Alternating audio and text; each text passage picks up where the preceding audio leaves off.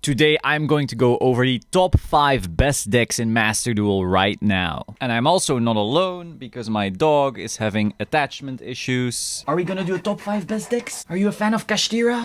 So if you hear some breathing, that's Odin. As always, if you still need a beautiful playmat, you can go to zerodamagegaming.com and use the code SOLEM for a discount. There's these beautiful puppies out there right now, but without further ado, let's get into the top 5 best decks. On number 5, we have Branded, of course, still a mainstay. This deck really cannot die. It has like a billion cards that could really be limited to one and the deck would still exist somehow because everything searches each other. A variety of cards together end up making the same cards anyway. And so while this will never really be the very best deck, Ash is in every single list. It can sometimes even just scoop to a impermanence. It is still going to be a top contender for a long time, and once it gets going, it's really hard to break its resource loop with Albion in the graveyard and so forth. On number 4, we have Kashtira. Now, while I have always said in Master Duel, Kashtira does have a big consistency issue because we have the planet at 1, we have no terraforming, we have Pot of Prosperity at 1. The fact of the matter is still that Kashtira as an engine is extremely powerful. It can go second very well, it can make really cool boards with a Rise Heart and double a Rise Heart going first. The issue is just that we lack starters. But if you are brave enough to play cards like Pathfinder and Pot of Desires,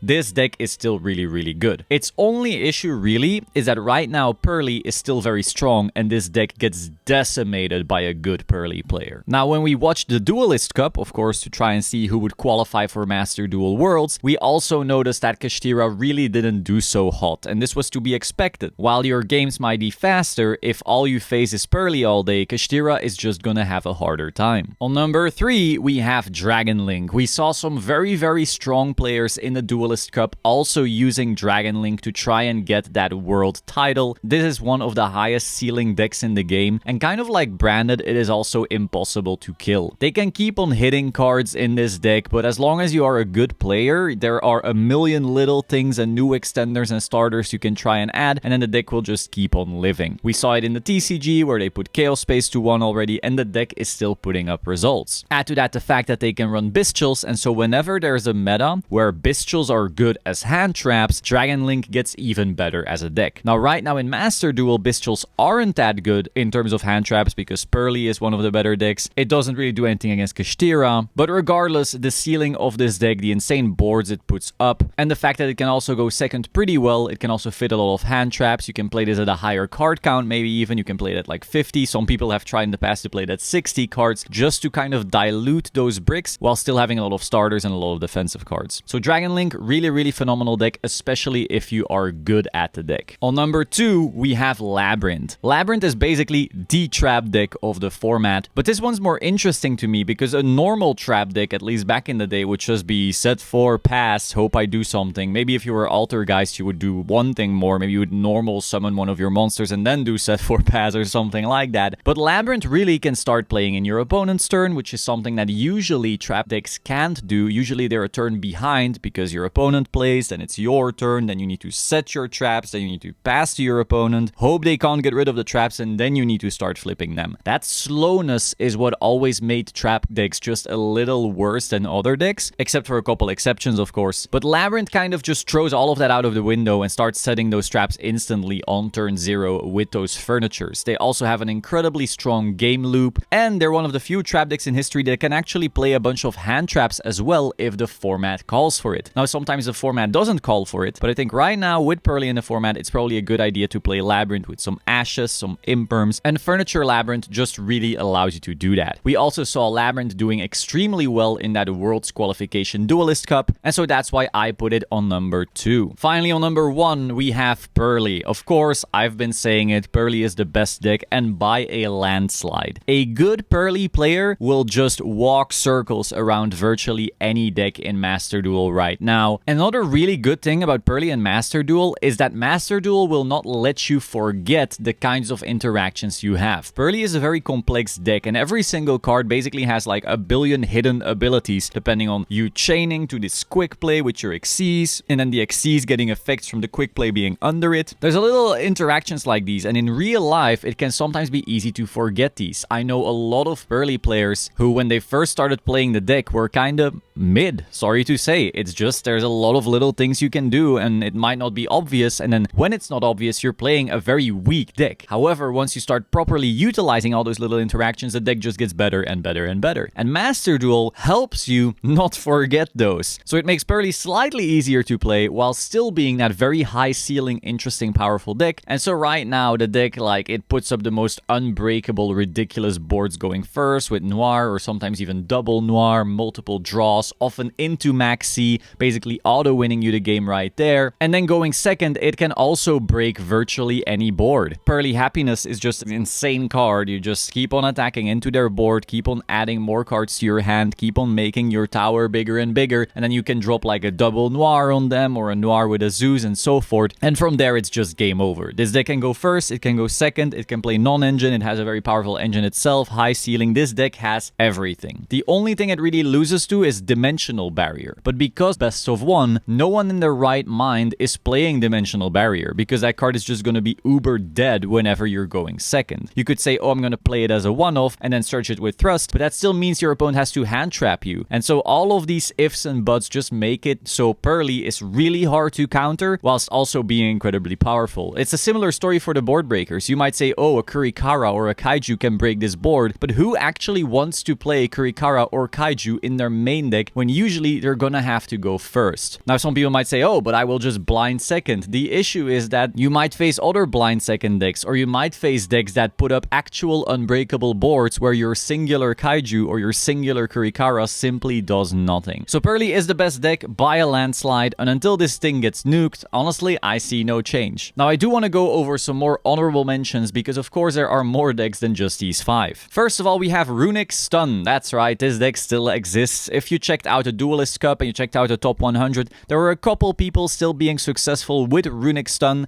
These people did not make the World Championships just yet, but still, they grinded a lot, and in these 3 days, they were still in the tops. So that's still something to watch out for. They might have interesting matchups. And the Runic engine is actually also very good at dealing with Kshtira. Next honorable mention is Twin Sprite. Again, when you check out the Duelist Cup, there were quite some people playing Evil Twin Sprite, which is an interesting take. You know, Sprite has been hit a variety of times by now, making the deck a fair bit weaker, but the Twin engine kind of allows you to still have a couple more plays. Maybe whenever you don't draw your full Sprite combo by itself with like a starter or a blue in a level 2, your Twins can kind of start playing, maybe give you access to Gigantic, and then you're not really playing pure Sprite where you're relying on hard drawing, you know, your double blue or something like that. And the final honorable mention, my favorite deck, Tearlaments. I know, it's controversial to say, because in Master Duel we've had Ishizu tier hell for a while. Trust me, I do not like Ishizu tier, but I do like actual tier. And this deck, while it has obviously been nerfed into the ground, we still saw a couple of them do well in the Duelist Cup and reaching that top 100. So that's still something to keep in mind. Again, this deck is nowhere near the tops right now, but some people were still doing well with it. It's still something you could climb with,